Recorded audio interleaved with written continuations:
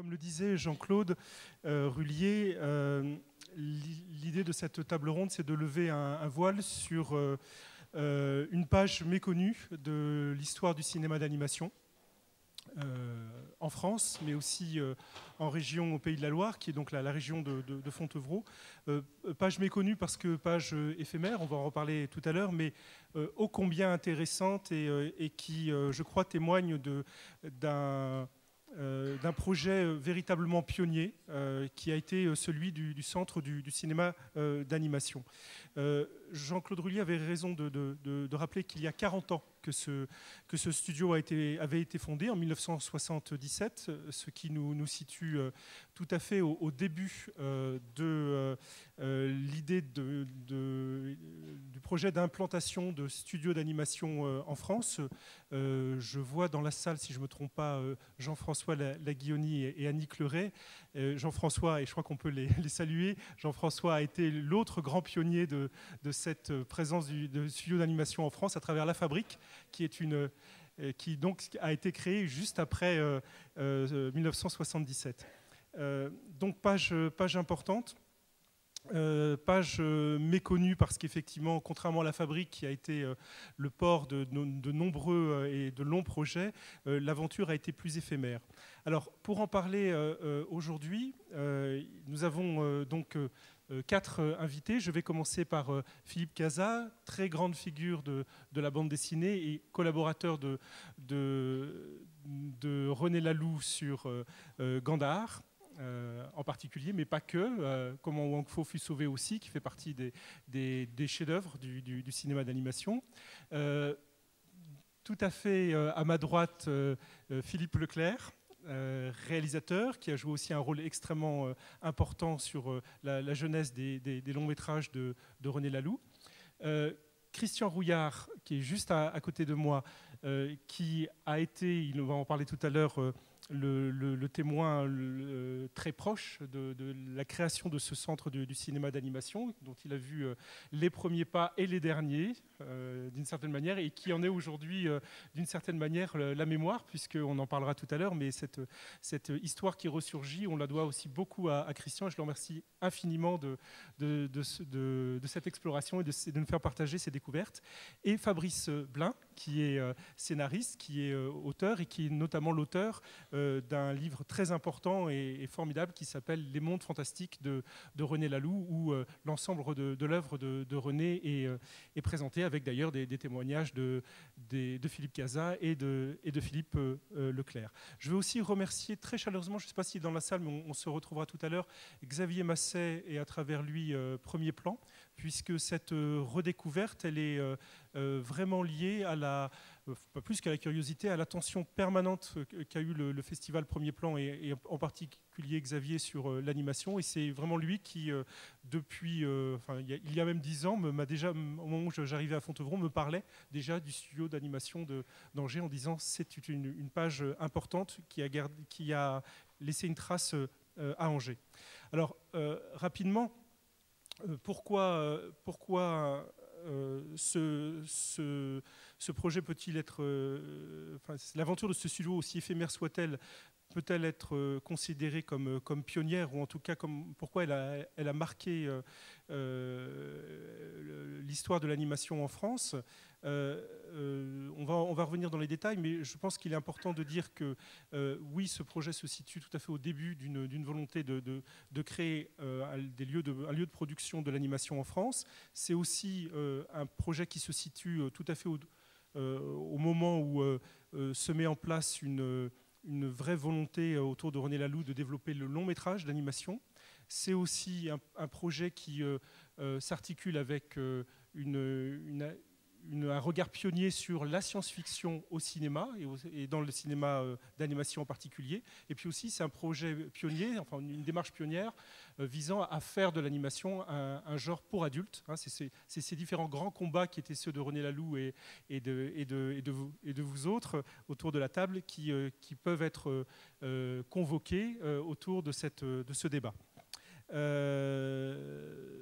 Voilà, alors peut-être qu'on peut demander à Fabrice, pour commencer, de nous resituer un petit peu 77. On est à quelle période On est où dans l'œuvre de René Laloux? Pourquoi en 77 cette idée d'implanter un studio à Angers peut-elle voir le jour? 77, c'est un peu pour René Laloux, et vous m'arrêtez si je dis des bêtises, il est encore en plein état de grâce. C'est-à-dire qu'en 73 sort son film mondialement célèbre qui s'appelle La planète sauvage. Donc, La planète sauvage, c'était à l'époque un film qui n'avait pas d'équivalent. C'est-à-dire que vraiment, c'était le premier long métrage d'animation français, si on accepte La Bergère et le Ramoneur, qui est devenu après Le Roi et l'Oiseau. C'était l'un des rares, on va dire, le long métrage d'animation français, mais c'était surtout le premier long métrage d'animation français de science-fiction. Et qui s'adressait, effectivement, comme tu le disais, plutôt à un public adulte. Même si, ça on pourra y revenir, par la suite, René Laloux a avoué ou a confessé, on va dire, que c'était un peu une erreur finalement d'avoir ciblé comme ça un public adulte, parce que finalement, ces films plaisaient aux enfants aussi, tout autant, voire parfois plus. Mais en tout cas, c'est comme ça que ça s'est positionné, c'est comme ça que les gens, qu'on a communiqué autour de ce film. Le premier film d'animation pour adultes, de long métrage et de science-fiction. Voilà, c'était déjà beaucoup de choses à la fois. Et bien avant ce que faisaient les Japonais, alors ce qu'ont fait les Japonais, c'est-à-dire que ça a même été une source d'inspiration pour des Takahata, des Gonagai, enfin Takahata moins science-fiction, mais Gonagai pour ces robots géants et le mélange comme ça animation science-fiction. La planète sauvage était probablement le premier jalon qui a été posé et en plus voilà, dans le cinéma français, par le biais du cinéma français. Donc énorme succès critique pour La planète sauvage. C'est un espèce d'ovni qui débarque d'on ne sait où, avec une technique d'animation qui en général était réservée à des œuvres un peu autorisantes. C'est pas péjoratif, c'est-à-dire vraiment des courts-métrages, des choses comme ça. Mais là, c'est sur un film d'1h20, 1h15, projeté dans les salles, avec les gens qui sont allés voir le film. Il y a eu un succès donc critique, mais public aussi. Voilà, il y a un avant et un après, je dirais, ce film. Donc 1973-1977, c'est très peu d'années, mais pendant lesquelles René Laloux veut surfer là-dessus, ce qui est normal. Pour lui, l'avenir était devant lui. C'est-à-dire, ça y est, il avait ouvert une porte. D'ailleurs, beaucoup de gens ont ressenti ça comme ça, une porte artistique, une porte thématique sur. On peut faire autre chose que du cinéma à la Disney. On peut faire du cinéma pour adultes à la fois poétique, un peu politique.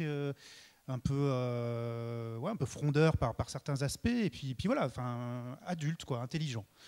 Donc, l'idée, c'est juste après de continuer, en gros. Donc, La planète sauvage était inspirée d'un roman de Stéphane Vull qui s'appelait Homme sans série. Et Laloux avait depuis longtemps l'idée de poursuivre ça, parce que Stéphane Vull a écrit une dizaine de romans, et en gros, pour Laloux, moi, je me souviens qu'il disait tout le temps ça. Ils étaient tous adaptables et tous auraient fait des films de science-fiction, des films d'animation hors normes, et chacun différent, en plus avec des thématiques différentes. Donc pour lui, l'idée, c'était de les adapter tous. Bon, pourquoi pas.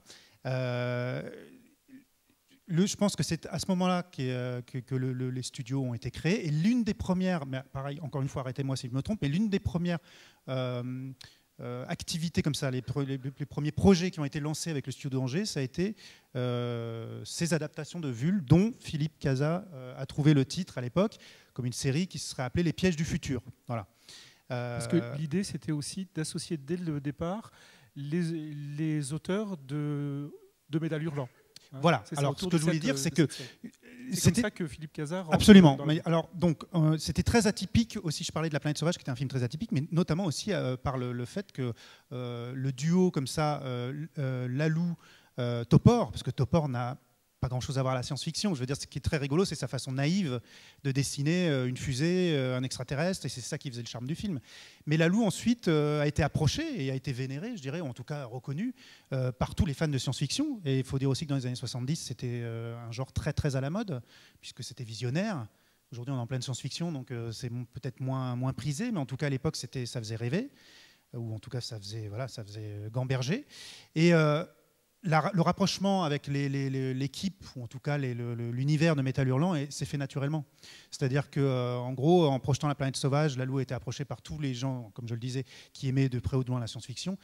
Il était normal que lui, d'une part, ait envie de travailler avec d'autres dessinateurs, et puis que certains dessinateurs aient envie de voir leur travail sur grand écran, bah ouais, et en mouvement et sur grand écran. C'était inespéré, c'était nouveau, c'était vraiment, enfin, je pense qu'il y avait vraiment quelque chose là qui était très prometteur.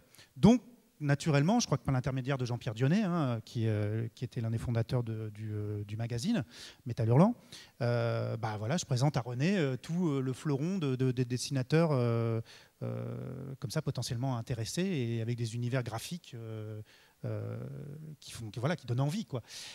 Il y avait Philippe dedans, Philippe Cazat. Donc c'est à ce moment-là, Philippe, que vous rencontrez voilà.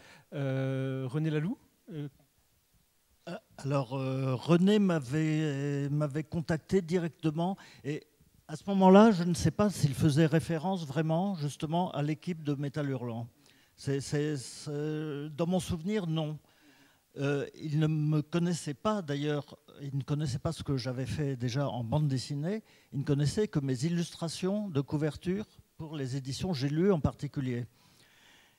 Ce qui était complètement, c'était un peu fou parce que c'était complètement inanimable. C'était pas à partir de dessins comme ça qu'on pouvait faire de l'animation. Mais il aimait ça, enfin il aimait ce que je faisais. Il m'avait contacté directement par lettre parce que j'habitais en pleine Cévennes. Il m'avait invité à Paris à voir la planète sauvage que je n'avais pas vue. Bon, évidemment, j'ai dit oui tout de suite. Et après, il a fallu que je m'adapte au travail avec lui. Et on a travaillé d'abord ensemble à Paris, on a storyboardé. On a travaillé ensuite donc, à Angers, effectivement, au studio, au même moment où il travaillait. Donc, le deuxième auteur Métal Hurlant, alors pour de bon, ça a été Mébius, donc, qui a travaillé sur Les Maîtres du Temps. Et on s'est retrouvés d'ailleurs régulièrement à Angers à travailler ensemble, chacun de son côté, sur un film et sur l'autre. Oui. Alors, Christian, est-ce qu'on peut dire pourquoi Angers finalement pourquoi Laloux et l'ensemble de l'équipe est venu s'installer à Angers? Qu'est-ce qui s'est passé à ce moment-là qui fait que l'atterrissage s'est fait à Angers parce qu'il n'était pas du tout de la région? Tout à fait, oui. Je crois que le point de départ, c'est le fait que La Planète Sauvage a été tournée en Tchécoslovaquie, que ça a été une expérience très compliquée et un peu douloureuse pour René, et qu'après le succès de La Planète Sauvage, il s'est dit maintenant, travailler de l'autre côté du rideau de fer, j'arrête, on va travailler en France et je vais créer une structure avec une équipe de permanents qui va travailler avec moi régulièrement et que je vais pouvoir emmener là où j'ai envie d'emmener les techniciens qui travaillent avec moi. Donc c'était ça le point de départ. Il était très soutenu par le Centre national de la cinématographie à l'époque. Et puis on était en pleine époque de décentralisation. Donc il y a eu un projet qui s'est monté entre le Centre national de la cinématographie, la ville d'Angers, un certain nombre d'institutions, pour réussir à financer ce que vous voyez sur l'écran. Alors on ne voit pas grand-chose, hein. C'est une vague photo de situation dans un quartier d'Angers qui depuis a beaucoup changé, il a été complètement rasé. On voit une usine au milieu. Alors, si on passe la diapo suivante, on va pouvoir zoomer, isoler l'endroit en question. Et dans ce quartier, eh bien, la petite partie qui reste non grisée à l'heure actuelle, c'était le studio de René Laloux. Donc voilà, il y avait, sous la toiture noire, il y avait une partie blanche qui accueillait les dessinateurs. Et puis, sous la partie en tuiles, il y avait la partie technique qui était mon domaine, puisque j'étais son opérateur. Et c'est là qu'il y avait les bancs-titres, la table de montage et le laboratoire de développement pour les line tests. Donc c'était ça, l'idée, c'était de réussir à rester en France. Et j'ai eu communication hier soir à 23h. Donc, excusez-moi, je n'ai pas eu le temps de dépouiller beaucoup. J'ai eu communication de documents d'archives qui sont à la mairie d'Angers et qui font état de ce projet dans les années 75. Alors, c'était un projet extrêmement enthousiasmant. C'est-à-dire qu'on allait créer un grand studio qui allait faire bosser 50 permanents au moins, et puis qui allait former des gens, qui allaient travailler en lien avec l'école des beaux-arts. Il y avait plein de choses qui se dessinaient à ce moment-là, et ce qui a fait que le projet a été financé entièrement sur des fonds publics. Il y a eu à peu près 1 million de francs quand même de l'époque qui ont été injectés pour permettre la création de ce studio. Là, donc, nous avons René Laloux goûtant la douceur angevine. À l'époque. À l'époque, voilà. Et on peut peut-être passer à la diapo suivante pour voir effectivement quelques images qui ont été retrouvées récemment, aussi bien d'ailleurs les images de René que celles de Christian sur l'équipe au travail. Peut-être que Christian, alors, tu peux commenter. La photo précédente, c'est un décorateur, mais celui-là, je ne le connais pas. Je pense qu'il a travaillé sur le Moebius à une époque où moi, je n'y travaillais pas. En revanche, celle qu'on a vue ensuite, c'est Christophe Vallot. Alors, ça m'oblige peut-être à préciser un peu l'histoire du pilote. C'est-à-dire que, peut-être, hein, c'est que le projet avec Philippe... Alors oui, peut-être qu'on peut dire, c'était quoi les projets qui ont été développés à Angers? Donc le pilote de Gandhar, c'est ça? Alors, dans un premier temps, initialement, on devait commencer par tourner le film entier Gandhar. Hein. C'est comme ça que ça devait se faire. Mais pour réussir à le financer, parce qu'il ne l'était pas, René a décidé de faire ce qu'on appelait un pilote, c'est-à-dire les 10 premières minutes du film à peu près. Et donc on a travaillé, nous, en toute petite équipe. Il y avait donc 2 décorateurs, il y avait 3 ou 4 traceurs gouacheurs, et puis moi à la technique, et puis René et Philippe qui passaient de temps en temps. Donc voilà, ça c'était l'équipe de départ, et pendant plus d'1 an, parce qu'on était en toute petite équipe, on a travaillé sur ce fameux pilote qui s'est achevé au milieu de l'année 1978. Donc, dans les 2 décorateurs de grand talent qu'il y avait à l'époque, il y a Christophe Vallot, que l'on voit ici au travail sur ce qui allait devenir une vue aérienne de Gandhar, un grand panoramique sur lequel la caméra se déplaçait. C'était le point de vue subjectif du personnage. Et il y avait Philippe Adamov, qui est devenu depuis un auteur de bande dessinée très, très connu aussi. Christophe Vallot, lui, a fait de la scénographie. Il est devenu aussi un complice d'Agnès Varda. Enfin bon, c'est des gens qui ont eu une autre vie après le studio, comme moi d'ailleurs. Voilà. Donc là, c'est Christophe, en plein travail sur un décor. Et puis là, c'est moi, avec un peu plus de cheveux, en train de travailler au banc-titre sur un plan que Philippe reconnaît peut-être. C'est une femme qui fait la planche. Et il y a J'ai un plumeau dessus parce que les opérateurs banc-titre sont toujours armés de leur plumeau parce qu'à l'époque, évidemment, travaillant sur cellulo, on traquait le moindre grain de poussière. C'était notre hantise, la poussière et les reflets. Voilà. Et là, c'est René. Bon, c'est pas très parlant, mais on retrouve le décor accroché quasiment au plafond, là, le décor qu'on a vu Christophe en train de faire. Et René, ça, c'est une image qui est pour moi gravée dans ma mémoire, c'est-à-dire René nous tournant le dos, c'était des baies vitrées, et il était toujours à sa table de travail en train de préparer ce qu'il appelait les situations, c'est-à-dire véritablement la préparation du tournage de chaque plan. On en verra peut-être quelques exemples tout à l'heure. Oui, alors est-ce que Philippe Cazat peut un petit peu nous préciser comment vous travaillez avec René? Comment le travail, la répartition des rôles s'opérait entre lui et vous? J'en profite pour dire qu'il y a eu une formidable exposition qui a été présentée à Annecy, où notamment beaucoup de matériel de préparation des films de René Laloux était présent. Et voilà, mais j'aimerais vous entendre un petit peu sur. On travaillait, enfin, il y a toujours plusieurs niveaux évidemment. D'une part, on travaillait ensemble au storyboard, c'est-à-dire qu'on travaillait à partir d'une adaptation. Donc, c'était un roman de Jean-Pierre Andrevon en l'occurrence, Les Hommes-Machines contre Gandhar.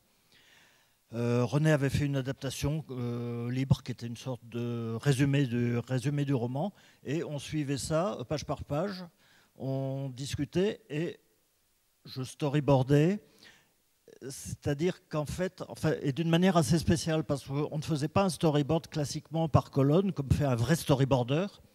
Je faisais des dessins A4 au crayon, au feutre, souvent assez soignés. On les a revus justement en grande partie à Annecy récemment. Et je me disais, mais je me suis tapé 800 ou 900 dessins comme ça. Vous pouvez voir après, oui, on va... A4 du storyboard. Et après, René m'en demandait davantage, me disait, bon, ce plan, il me faut un gros plan, il me faut... etc.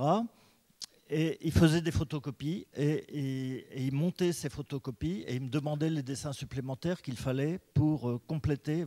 Voilà un moment du storyboard où les dessins sont barrés, ça veut dire que le plan a été tourné, je pense. Donc celui-là, il est fini, crac, on l'enlève. Et donc, à partir de mes dessins qui étaient d'un plus grand format, il les photocopiait, il les montait en colonne comme ça, et il mettait ses annotations à droite comme ça, pour en faire un storyboard au sens classique du terme. Alors, par ailleurs, je faisais des dessins de principe, certains très soignés et en couleur, qui étaient moi j'appelle ça donner à manger au réalisateur. C'est-à-dire que René, il était un peu flou des fois dans ses desiderata. Il me disait, oh ben là, je voudrais que tu me fasses un truc, tu vois ce que je veux dire, un truc un peu fou, un peu... Bon, d'accord. Et il fallait lui apporter quelque chose, en fait. Et si je lui ai apporté quelque chose, des éléments de décor, des éléments de costume, des trucs comme ça, il se mettait à rêver autour de ce que je lui donnais, des bestiaux. Je lui apportais des bestiaux, il me disait, ah ouais, celui-là, il est super, il faut que j'en fasse quelque chose. Et il avait une manière, je dirais, sans méchanceté, d'exploiter son dessinateur, mais qui était très juste. C'est-à-dire qu'il me demandait des choses qui allaient l'inspirer, lui, et vice-versa. Et il ne savait pas toujours ce qu'il voulait, mais ce qu'on lui proposait devenait son matériau, son matériau créatif, quoi. Donc c'était un échange permanent, parfois frustrant, mais souvent enthousiasmant aussi, parce qu'effectivement, on partait de quelque chose comme ça, des idées jetées à droite à gauche, et ça devenait autre chose, ça devenait un récit, ça se développait. Il y avait des choses aussi qu'on jetait, qu'on rejetait. Il y avait aussi tout un problème de recherche graphique qui faisait que, oui, là on voit par exemple une image qui est une image du pilote, donc c'est un peu la première version de Gandhar, où ensuite, quand on l'a fait pour de vrai, quand on a fait le film pour de vrai, mon dessin est devenu plus sobre, moins modelé, moins travaillé, parce que un petit peu beaucoup pour des raisons pratiques, d'être animable, donc de ne plus être du dessin papier, mais de rentrer dans un travail qu'on pouvait faire sur cellulo. Et là, oui, peut-être que Philippe Leclerc pourrait nous en parler, puisqu'il dirigeait l'animation, en fait. Ah oui, ça, oui, c'était bien plus tard, quelques années plus tard. Oui, donc plusieurs problèmes se sont posés. Effectivement, le premier problème sur lequel nous avons été, comme on dit, keblo très longtemps, c'était ce souci d'adaptation du dessin de Philippe à une technique de production, on va dire, envisageable, loin de celle qu'il avait pratiquée sur La planète sauvage. Et ça, c'était... on passait de longues soirées chez René quand on était sur le board et tout ça. Et on se penchait, bien entendu, sur ce souci d'adaptation. Alors, il y avait Sylvain Perrol aussi qui travaillait avec nous. Et nous avions un mal fou. On se disait, mais comment on va faire pour adapter le dessin de Philippe? Ce qu'il faut savoir, c'est que René, s'il y a la chose qu'il déteste le plus au monde, c'est le cellulo. Nous, on essayait de lui faire passer la pilule, ça ne marchait pas. Donc, on subissait ses colères, il nous jetait les trucs à la gueule, comme ça, les papiers. Je veux pas, c'est pas ça que je veux, vous m'emmerdez, je veux un dessin. On était là, comme ça. Bon, après, tout ça se réglait tranquillement autour d'un cognac, d'un roast beef, haricots verts, tout ça, c'était super. Hein. Mais donc ça, c'était quand même assez difficile. Ça, c'était la première chose graphique, hein, vraiment, la première difficulté, l'adaptation graphique des dessins de Philippe. Et puis, la seconde difficulté, on y reviendra peut-être plus tard sur la solution technique que nous avons mis en place. Et puis, la seconde difficulté, en tout cas pour un réa ou un directeur d'anime, c'est de pouvoir faire respecter, dans le cadre d'une production, le dessin de l'auteur, à savoir Philippe. Bon, quand vous travaillez dans un studio d'animation, il est bien rare que vous tombiez sur 200 Philippe Cazat. Ça se saurait. Et donc ça, c'était une difficulté, c'était la deuxième difficulté. Et puis bon, la troisième difficulté, bien sûr, c'est l'endroit où nous sommes allés faire ce film, à Pyongyang, donc en Corée du Nord, où grâce à René, j'ai passé d'excellentes vacances pendant 2 ans.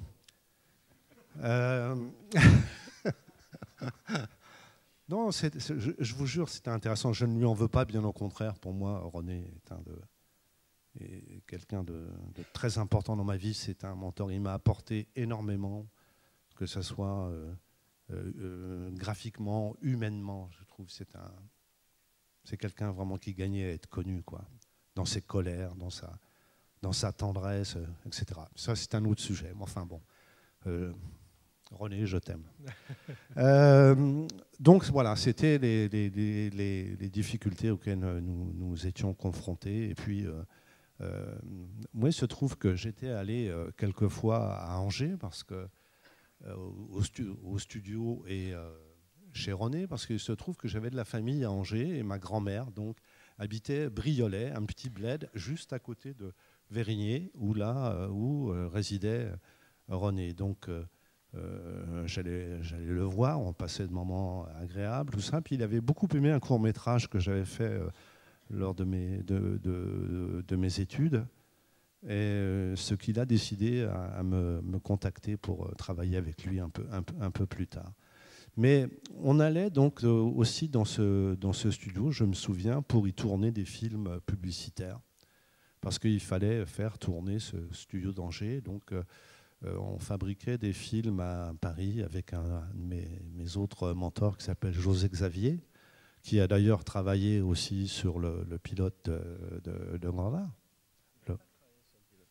Il n'a pas travaillé sur le pilote, il a fait de l'animation. Toute l'animation a été faite par Michel Altermat. Mais José était un très très grand animateur, je suis complètement d'accord avec toi. Mais j'ai tourné des pubs qui étaient animés par José Xavier. Oui, je sais. Justement, nous y allions. Et c'est en tournant des films publicitaires que l'on fabriquait à Paris, donc sur cellulo, et avec José Xavier. Donc on avait trouvé une technique. C'était un truc un peu délirant. Hein, où il s'agissait, il fallait qu'on arrive à avoir un rendu de crayon sur le cellulo, qui est une matière absolument ingrate, le cellulo, vous ne pouvez rien en faire. Et donc on a trouvé un truc, une fois, on laquait, on mettait de la laque sur le cellulo, vous savez, de la bombe de laque à cheveux, là, et donc, sans perdre trop de transparence du cellulo, on pouvait dessiner au crayon sur le cellulo qui était gouaché et pratiquer un genre d'ombrage comme ça. C'était assez compliqué. Et c'est donc cette technique qu'on a pu affiner, qu'on a pratiqué, qu'on a choisi, qu'on a essayé de mettre en place à Pyongyang. Bon, alors là, c'est une autre histoire, hein, parce que bon, on va rester sur Angers parce que on va rester la Corée du Angers Nord, parce que en soi, ça c'était très difficile à mettre en place parce que le laquage des cellos, tout ça, enfin tout un truc. Mais ça, Philippe, sur le pilote, quelle technique avait été utilisée? C'est du papier, ça. Mais sur la partie cellulo, mais sur la partie cellulo des personnages animés, est-ce qu'il y avait une... Alors on envoie des cellulos parce que ça, ce sont les documents d'origine du tournage du pilote 1977-1978 qui ont été archivé par la ville d'Angers. J'ai découvert ça il y a 3 jours. Voilà. Donc tous ces documents cellulo, il y en a, je crois qu'il y en a un qu'on voit apparaître à un moment. Ah oui. Et je pense aussi, il y avait peut-être vu dans le choix d'Angers, il y avait l'école des Beaux-Arts d'Angers, dont le directeur était Michel Baudy. Non, c'était Pierre Tézé à l'époque, mais Michel Baudy était le prof d'animation. Voilà, c'est ça. Et c'était une des rares écoles en France, en tout cas de Beaux-Arts, qui pratiquait un peu d'enseignement un peu l'enseignement de l'animation avec les Beaux-Arts de Reims, dont moi je suis issu.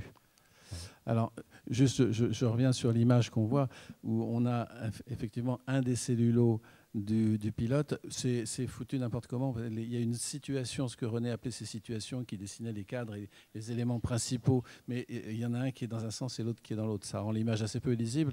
J'étais aux archives de la ville d'Angers, on m'a ouvert des boîtes, j'ai soulevé ça, j'ai dit, mais c'est là-dessus que j'ai travaillé pendant 1 an, il y a 40 ans, et tout était là, intact. Donc j'ai fait quelques photos avec mon téléphone. C'est pas très beau, mais c'était juste un témoignage à vous apporter aujourd'hui. Donc si on voyait mieux, on verrait par exemple que sous le personnage, l'ombrage, il y a un peu de crayon gras sur l'ombrage. C'est-à-dire que c'est quand même dessiné de façon traditionnelle, traçage d'un côté du cellulo, retournement du cellulo, gouachage de l'autre côté, ce qui fait qu'évidemment on a des aplats, et uniquement des aplats. Donc on revenait ensuite, les traceurs revenaient ensuite du côté du traçage pour apporter des petites touches de crayon gras pour donner un peu de matière, un peu d'ombrage, ce qui était pour moi, opérateur, une galère infernale parce que le crayon gras, c'est gras. Et voilà. Fabrice, je veux qu'on revienne sur le pilote. Donc il est tourné à Angers. Oui, ouais. Et ensuite, qu'est-ce qui se passe ? Il ne se passe rien. C'est ça le problème. Il ne se passe rien après ce pilote, puisque l'idée d'un pilote, c'est de trouver des financements, de montrer voilà, à quoi le film a ressemblé. Là, en plus, c'était plutôt malin, puisque c'était carrément tout le début du film. Donc, non, les financements n'ont pas été trouvés. Enfin, excuse-moi, je faisais une petite moue sur c'était très malin, parce que c'était un peu le début. C'était le début du film à l'époque. Oui. On est bien d'accord. Et rétrospectivement, je me dis quand même, c'était une partie extrêmement lyrique où il ne se passait quasiment rien. Il y aurait eu des monstres à montrer, des choses plus intéressantes peut-être. Il n'y avait pas d'action. C'était très très descriptif, très tranquille. Et super baba. C'était baba.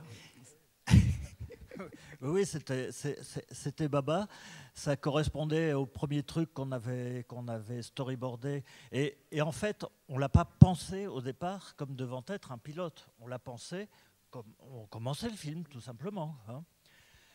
C'était l'intro, c'était le petit prologue au début du film qui montrait le monde des Gandahariens très, très cool, effectivement. On l'a repris finalement dans la version finale du film de manière beaucoup plus brève et beaucoup plus active, parce qu'on montre quelques plans avec le monde heureux de Gandhar, et tout d'un coup, tchac, tchac, tchac, il y a les éclairs qui arrivent avec les attaques des hommes métal. On a rendu très vite, enfin quand on a repris la vraie réalisation du film, on a en quelque sorte oublié le pilote, oublié ces 8 minutes qu'on avait faites. On est reparti à zéro, et avec une idée beaucoup moins baba, beaucoup plus active, on fait un film d'aventure. Justement, c'est très amusant pour ceux qui ont la possibilité de voir ce pilote, de comparer ce pilote avec le début du film qui a été réalisé 10 ans après. On est vraiment dans les années 70, là, et l'autre, c'est 10 ans après, on est dans les années 80. Tout a changé. C'est-à-dire que c'est pourtant le personnage, quand je le regarde là, il ressemble vraiment pas mal, finalement, à ce qu'il y a au final dans le film qui a été fait en entier dans les années 80. Mais c'est quand même complètement différent. Donc c'est vraiment, je trouve que c'est un espèce de chaînon manquant, ce pilote, qui est très intéressant. Et pour revenir à ce que tu disais, donc historiquement parlant, comme le film ne s'est pas fait, il a été un peu mis au placard, hein, je crois que c'est ton expression, hein, Philippe, les maîtres du temps à bénéficier de cette incapacité à avancer sur Gandhar. Et c'est finalement les maîtres du temps qui étaient censés être le premier épisode de cette fameuse série dont on parlait au départ, qui était comme ça projeté de faire un film avec un roman de Stéphane Vull et un dessinateur de Métal Hurlant, ou en tout cas d'un univers graphique à chaque fois différent. C'est les maîtres du temps qui a réussi à se monter financièrement et qui donc s'est lancé. Le souci, c'est que c'était effectivement, en gros, un film de 52 minutes pour la télévision qui devait être produit avec l'enveloppe qui avait été allouée au projet. Or, très rapidement, ça a été très tentant de dire on va sortir ça au cinéma. Il y a Möbius, il y a Lalou, on va surfer sur la popularité de La planète sauvage. Je pense que c'est les limites du film, c'est-à-dire qu'on sent dans Les Maîtres du Temps un manque de budget, c'est évident, un entre-deux, c'est-à-dire qu'on est dans quelque chose d'un peu étiré en longueur, on est dans quelque chose qui fait finalement 1h30, 1h20, qui était prévu pour faire 52 minutes. Mais je pense qu'on est dans du René Laloux. Oui. Oui, justement, Christian a aussi retrouvé des éléments qu'on peut peut-être voir, qui sont des éléments préparatoires hein, d'écriture, de développement des Maîtres du Temps. Non, il faut d'abord que tu finisses. Non, il faut reprendre l'autre document. Pardon. Voilà, c'était juste à la suite. On switchera après. Alors, il faut faire affichage grand écran, c'est mieux. Ouais. Mode plein écran, voilà.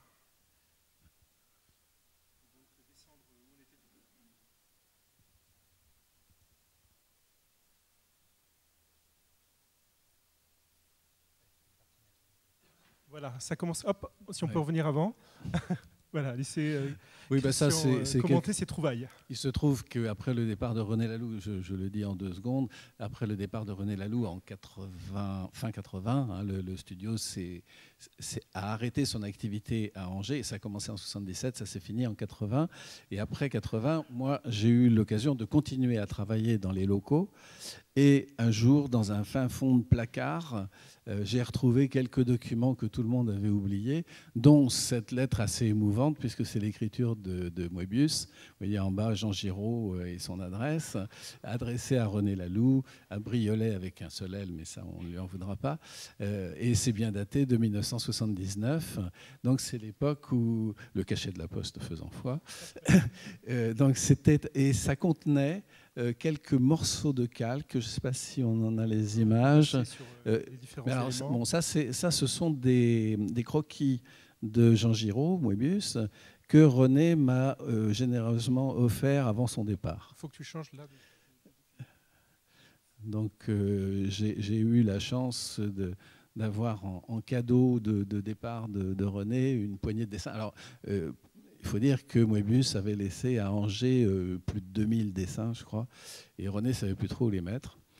Alors voilà, les petits morceaux de calque qui étaient dans l'enveloppe, c'était ça c'en est un, ah non pas celui-là, mais celui-là c'était justement, il y avait des petites esquisses de personnages comme ça sur calque qui étaient restés dans cette enveloppe. Pourquoi René ne l'a-t-il pas emmené Alors puisque le Möbius, on y reviendra tout à l'heure, c'est lui aussi passé de l'autre côté du rideau de fer puisqu'il a été tourné en Hongrie.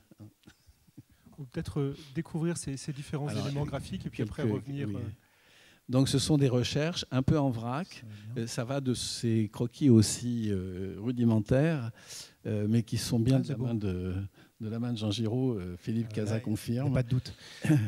Juste une petite aparté que je trouve qui peut être intéressante. Je me souviens, et ça va dans le sens de ce que disait Philippe, de l'espèce d'ambiguïté qu'il y avait, de la fascination que René avait pour le dessin de Jean Giraud, mais notamment pour Blueberry. Pour Gire, en fait. Bon, pour ceux qui ne le savent pas, voilà, il y avait Jean Giraud travaillait avec plusieurs pseudos et plusieurs styles graphiques très différents. Quand il faisait Blueberry, le western, c'était c'est inanimable. Là, pour le coup, c'est la définition de ce qui n'est pas animable en l'état. C'est vraiment de la BD proche de la peinture, très très détaillé, très fouillé, très ombré. Bon. Et finalement, c'était ça qui lui plaisait, lui. Je pense à ça parce qu'il a un petit air, il a un faux air de Blueberry quand même, ce personnage. Et au final, quand on voit les maîtres, oui, il est rasé, ouais. Mais quand on voit au final les maîtres du temps, le graphiquement parlant, on a quelque chose qui est plus proche de ce que faisait Möbius, sous son nom de Möbius, c'est-à-dire qu'il est presque aquarellé, beaucoup plus jeté, beaucoup plus dans le mouvement. Donc l'ambiguïté était là, c'est-à-dire que René adorait ce que faisait Jean, mais plutôt en tant que Blueberry, il dit voilà, c'est ça que j'aime et tout. Et au final, c'est pas du tout ce qu'il avait à l'écran. Donc, il y avait toujours quelque chose d'un peu compliqué, comme ce que disait Philippe tout à l'heure, quand il disait qu'il aimait son travail en BD ou d'illustrateur, et que finalement, il fallait aller vers quelque chose de différent. Donc, c'est toujours compliqué comme ça d'avoir, enfin je suppose, hein, pour un réalisateur, pour quelqu'un qui n'est pas un graphiste, d'essayer de rendre animable, mais vaste débat, hein, un dessin qui n'est pas fait pour bouger au départ. C'est aussi un peu le débat autour de René Laloux, qui ne dessinait pas, et donc qui était forcément lié à des dessinateurs, et qui aimait certaines choses des dessinateurs, et qui finalement leur demandait autre chose, puisqu'il fallait que ça devienne de l'animation.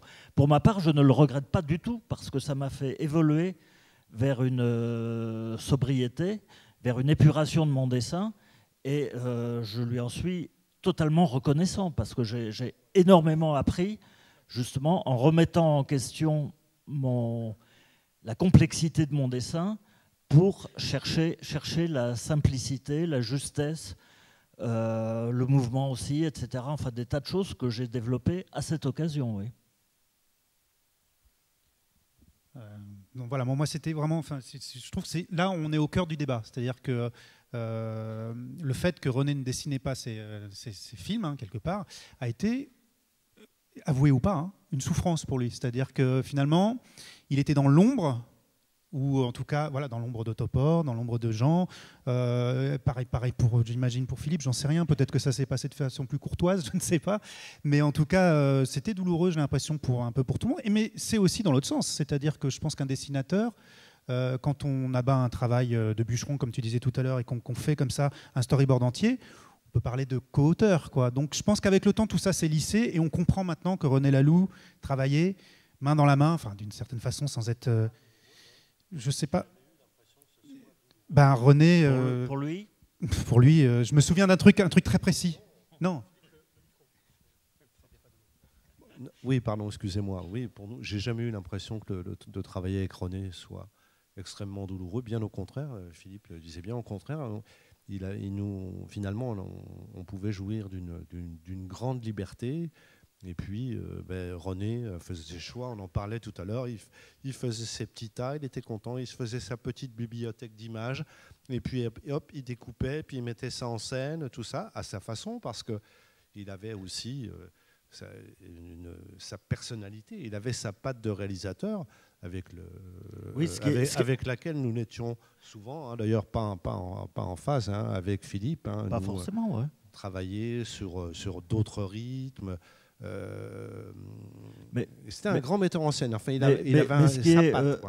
Philippe, ce qui est typique là-dedans, c'est qu'à travers toute cette problématique qu'on vient d'évoquer, justement, de son rapport avec des dessinateurs différents, il avait même envisagé de travailler avec Druillet à un moment. J'aurais voulu voir ça, tu vois.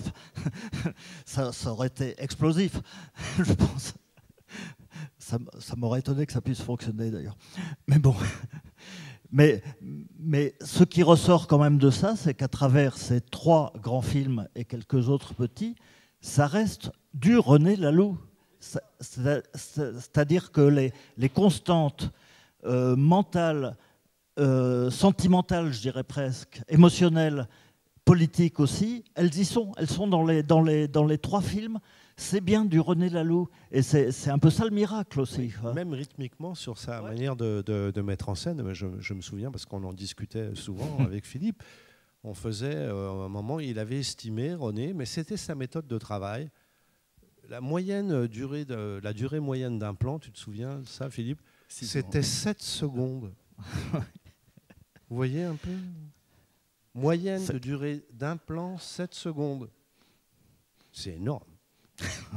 C'est énorme. Nous, on était habitués à faire des plans de 30 images quelquefois.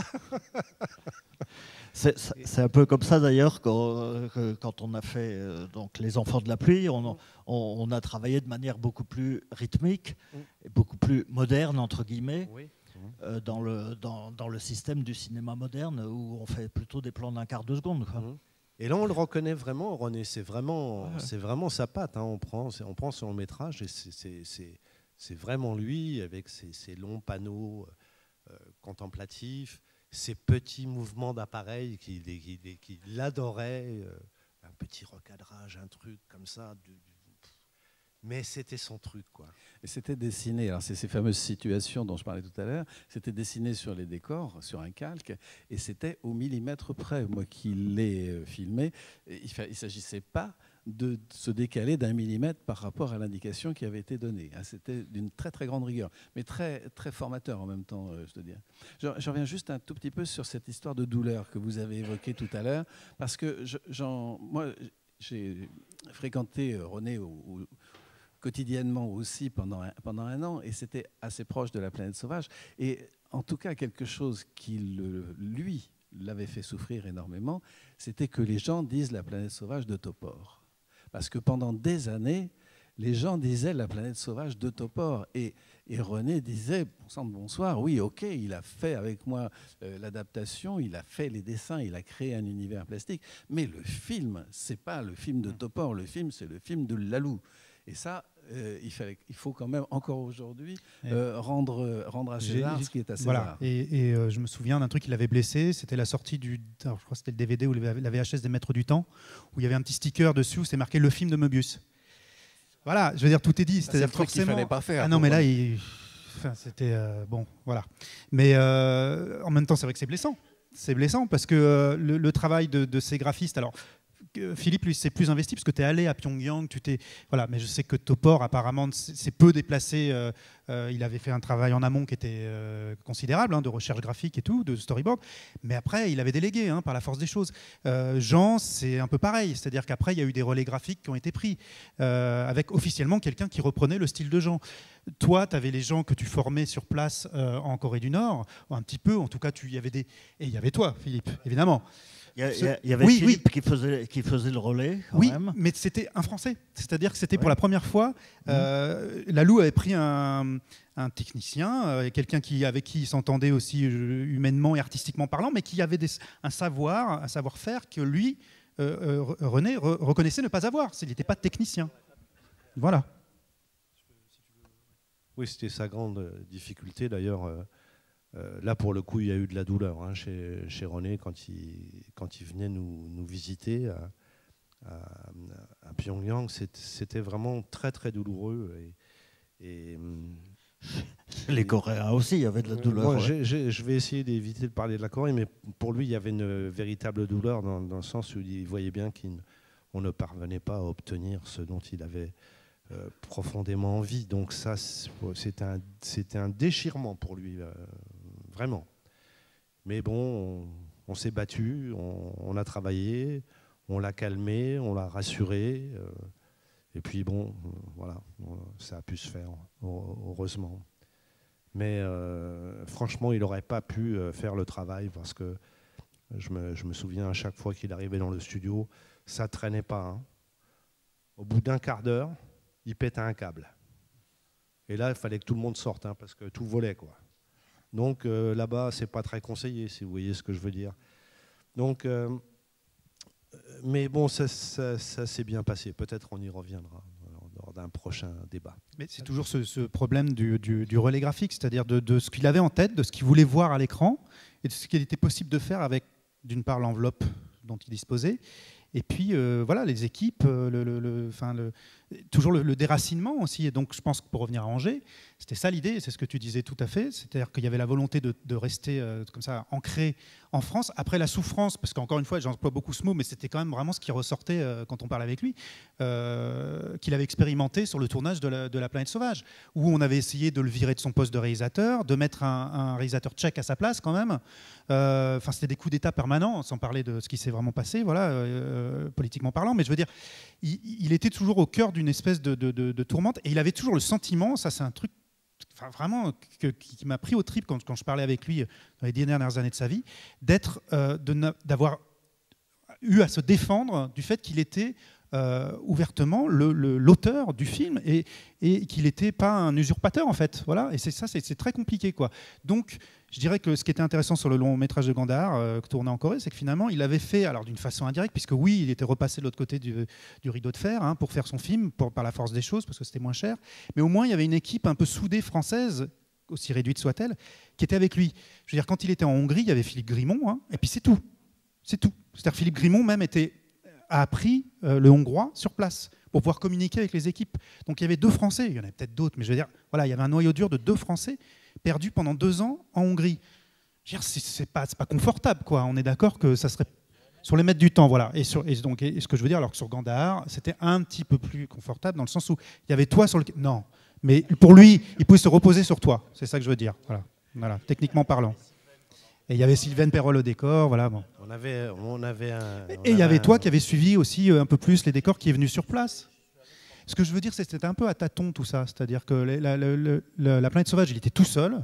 Les maîtres du temps, il était un petit peu moins seul. Et finalement, sur Gandahar, peut-être c'est pour ça que tu dis que tu as le souvenir que c'était pas si malheureux que ça, que c'était un peu... Parce que finalement, il était quand même, il y avait un noyau dur. Et d'ailleurs, quand vous avez repris le projet... Il était content de venir, mais il était très content de partir, je te le dis. J'imagine bien, je pense que ça ne devait pas être très confortable. Mais quand il a appris que c'était vous deux qui repreniez son projet, puisqu'au départ, Les Enfants de la Pluie, c'était un projet de René, qui ne s'appelait pas comme ça, il était ravi. C'est-à-dire qu'il y a une espèce de passage de relais, là, alors qu'il s'était battu, il avait essayé de monter le film au moins 5 ou 6 fois sur 20 ans. Donc, quelque part, il était rassuré. Et il y avait, donc c'est là que je parle un peu de famille, un peu, qu'il a réussi à créer, mais un peu sur le tard, c'est ça que je voulais dire. Mais en tout cas, René, il a toujours été confronté à ce genre de problème dans son métier, mais ça a été, comment on dit, un putain de combattant. Il ne cède rien, il n'a jamais rien cédé. Aucun producteur ne pouvait aller le trouver, en lui disant mais René, tu vois, là, si tu mettais une petite souris... c'était pas possible, quoi. L'autre, il entrait dans une colère noire. Et ça, c'est rare aujourd'hui de trouver des gens comme ça, dévorés vraiment par la passion et l'amour du dessin, l'amour du cinéma, et qui sont des teigneux, qui ont vraiment la foi.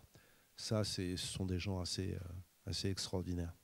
Alors il nous reste en fait très très peu de temps, donc j'aimerais bien, s'il y a des questions, des interventions dans la salle, que vous puissiez, si vous le souhaitez, prendre la parole. Pendant qu'on regarde donc, là aussi, ces quelques images sauvées d'Angers. Oui. Oui, j'ai pas bien compris en fait à quel moment le studio était fermé. Alors Christian. Après on va dire l'échec du pilote, René a laissé au placard, comme le disait Philippe tout à l'heure, le projet Gandahar et a démarré le développement du projet Les Maîtres du Temps avec Moebius. Donc le studio est resté ouvert jusqu'à la fin 80, mais là il n'y avait pratiquement plus que René et Sylvaine y travaillait, Sylvaine une décoratrice, un ou deux autres décorateurs que moi je n'ai pas connus, parce qu'à ce moment-là, il ne se tournait rien. Donc moi, je n'avais plus de travail dans ce studio. J'y venais une fois de temps en temps pour tourner une pub, parce qu'il fallait essayer de faire tourner la boutique. Mais ça a été une faillite financièrement. C'était ça, ça a été fermé. Et si les documents du pilote de Gandahar sont aujourd'hui aux archives de la ville d'Angers, c'est simplement, à mon avis, je n'ai pas réussi à en obtenir véritablement confirmation, mais une sorte de saisie qui a été opérée par la ville en disant ils sont partis en nous laissant une ardoise, les gars, s'ils veulent récupérer leurs documents, il faudra qu'ils apurent. Bon, ça c'est pour la petite histoire, il y a 40 ans de ça, il y a prescription. Mais voilà, c'est ça. Donc en 80, et justement je vous parlais de documents officiels dont j'ai eu connaissance hier, en 80, Michel Gillet, qui était l'associé de René Laloux sur cette structure, envoyait au maire d'Angers une lettre dans laquelle il disait qu'au 31 décembre 1980, c'était fini. Et c'est Michel Gillet donc, qui a réussi à faire produire le film, malgré tout, mais en Europe de l'Est, en Hongrie, puisque le film... De nouveau le rideau de fer. Donc, en fait, les 3 longs métrages de René Laloux ont été tournés en Europe dans un pays, deux en Europe de l'Est et tous les 3 dans des pays communistes. Malgré cette parenthèse d'Angers qui, à un moment, je pense qu'ils y ont vraiment cru. Ils se sont dit, voilà, ça va marcher, quoi. Ça y est, on va faire les films en France. On a réussi, quoi. Il y a une autre question. Alors, juste une réflexion, en fait, et je vais demander à Jean-François peut-être de de répondre à cette question, si c'est possible. C'est-à-dire que je comprends que le studio d'Angers ferme dans les années 80, c'est ça? Et ton studio, Jean-François, il s'ouvre dans quelles années? Et est-ce que tu connaissais l'existence de ce studio? Et comment tu t'es positionné par rapport à ça, sachant que ton premier film est quand même un film d'anticipation, puisque le débat pose aussi la question de la science-fiction dans l'animation. Donc voilà, je te sollicite, Jean-François.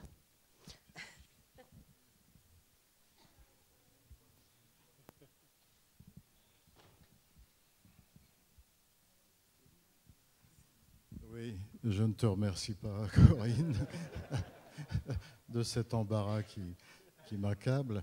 Mais c'est vrai que René était un copain de longue date, de ses courts-métrages avec Topor, mais avec le souvenir de cette aventure d'Angers, dont j'avais en effet tout à fait connaissance, je crois qu'on en a un petit peu bénéficié avec la Fabrique.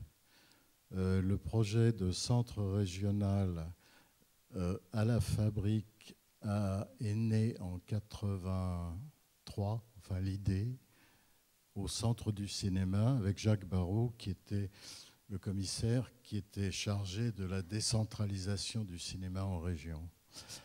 Et je ne sais pas s'il a essayé, avec Angers, de rattraper l'affaire avec une aide du centre du cinéma. Ça, je ne peux pas vous le dire, mais j'avais tout à fait conscience de cet antécédent. Oui. Donc la Fabrique a le centre régional tout de suite après Gwen en 84.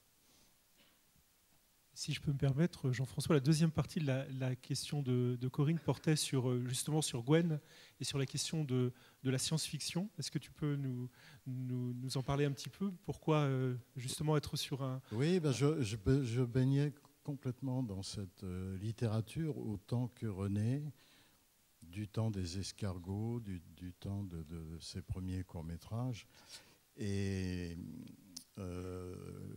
Gwen est issu vraiment de cette culture. On se passait les bouquins, on avait des collections entières de la collection blanche de Noël, et puis voilà.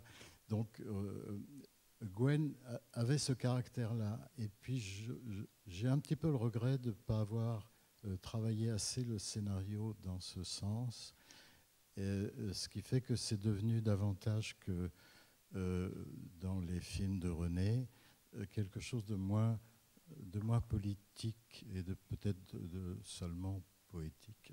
Mais on ne se refait pas. Je n'étais pas très bon dans ce domaine, peut-être.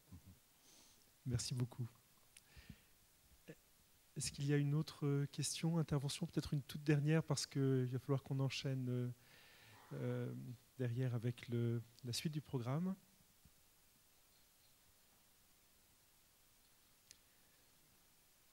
Est-ce qu'autour de la table, Philippe, un petit... Si, il y a une question là. Ah, oui, voilà.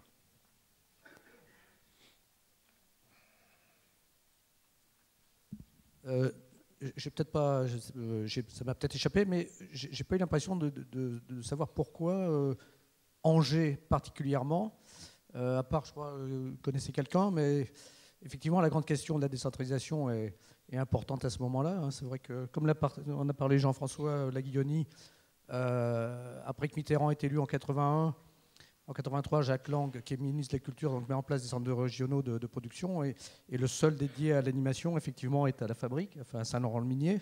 Mais il y avait d'autres centres. Il y en avait un à Grenoble, par exemple. Il y en avait un aussi en Bretagne. Il y en avait un dans le Nord. Il y avait aussi 6 ou 7 centres de production qui très vite ont manqué d'argent. Mais je n'ai pas saisi encore comment la Louve vient à Angers plutôt qu'à, je sais pas, ailleurs, à Strasbourg ou ailleurs. C'est une question qui m'intéresse bien. Oui, alors, si je peux répondre un petit peu à cette question, c'est-à-dire que les centres régionaux dont vous avez parlé n'étaient en aucun cas spécialisés dans l'animation. Donc le projet de René, c'était pas de se greffer sur quelque chose, mais c'était de créer quelque chose ex nihilo. Après, je crois que, pour autant que j'ai pu en parler avec lui, ça a été une recherche un peu... L'époque était favorable à la décentralisation. Il y avait la DATAR, ce qu'on appelait la DATAR, Direction à l'aménagement du territoire, qui s'occupait beaucoup de ça et qui favorisait les projets. Le CNC, Centre national de la cinématographie, était derrière. Donc René était assez porté par le CNC qu'il l'a incité à se décentraliser pour déclencher des financements. Après, ça a été une histoire de rencontre. Je pense qu'il a un petit peu fait un casting des villes. Et puis, il fallait que ce soit en connexion directe et facile avec Paris. Angers faisait partie de ces villes-là. Il y avait le train, bon, à l'époque on mettait encore 2h30 peut-être pour gagner Paris, mais enfin c'était direct. Les labos étaient à Paris par exemple. Moi j'allais porter à la Cernam nos petits bouts de pellicule le soir pour que ça parte en train au labo et ça revenait dans les 48 heures. Si on avait été dans une ville autre, ça n'aurait pas fonctionné aussi bien. Il y avait ça et il y avait, je crois, quelque chose de l'ordre de la politique culturelle de la ville d'Angers qui était dans une phase un peu difficile. Et puis, c'était le moment de redorer un peu le blason de la ville. Donc, il y a eu une écoute favorable de la ville. Voilà. Et puis, ça s'est monté comme ça, quoi. Mais c'est une rencontre un petit peu par hasard. Ça aurait très bien pu se passer à Tours, à Orléans ou que sais-je. Mais là, il y a eu... Bah, c'est comme dans les histoires d'amour. Hein,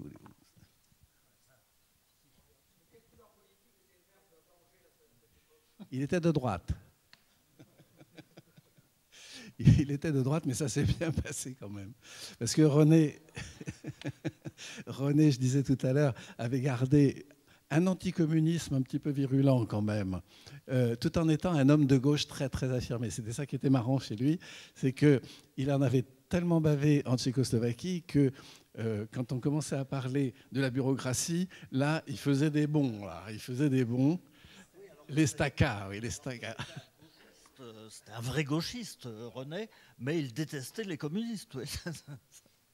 Donc il ne voulait plus en entendre parler, sauf que pas de chance pour lui, le premier en Tchécoslovaquie, le second en Hongrie et le troisième cerise sur le gâteau à Pyongyang.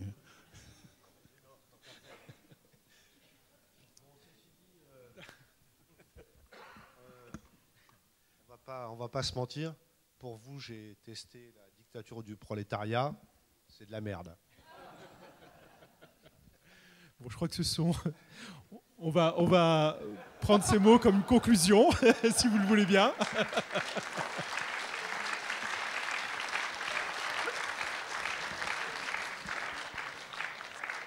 Et remercier très chaleureusement nos invités, Philippe Cazat, Philippe Leclerc, Christian Rouillard, Fabrice Blin, nous avoir fait partager ce moment d'histoire. Pour nous, l'histoire continue, puisque je crois qu'il est vraiment intéressant de pouvoir continuer à explorer cette partie d'histoire et faire ressurgir des éléments, et notamment, on en parlera, mais notamment le fameux pilote qui est un sujet en soi extrêmement important à faire revivre et redécouvrir. Voilà, merci beaucoup de votre attention. On se retrouve tout de suite à 18h ici.